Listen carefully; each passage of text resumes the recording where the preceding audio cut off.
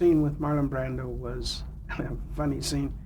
Um, uh, when the day that Marlon Brando was to show up on the set and and uh, and become familiar with the people that were going to produce it and direct it and whatnot, and the uh, the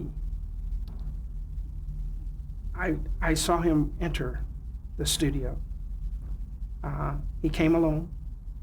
He was not with an entourage or anything. And I saw him go into the studio, and I waited 5 minutes for him to get to introduce himself to everyone, because I knew that it was important for me to introduce myself last. And I thought, this is clever of me. And I waited, and at the appropriate time, I came in to the studio and to the set, and we were on the set, and he looked around and he said to me, "You're the cameraman?"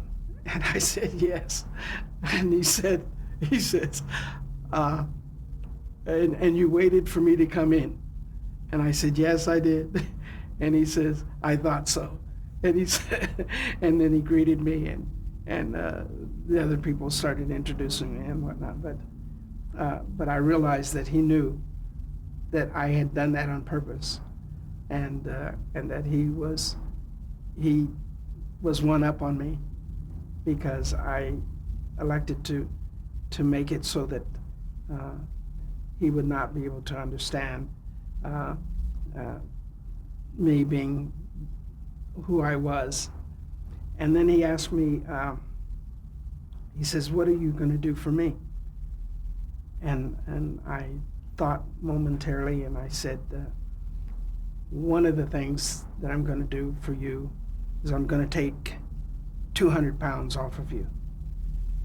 And he says, "That'll be a trick." And I said, "No." I said, "You see that fireplace?"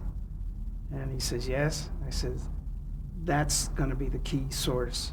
The fireplace is going to be the key source for your light. And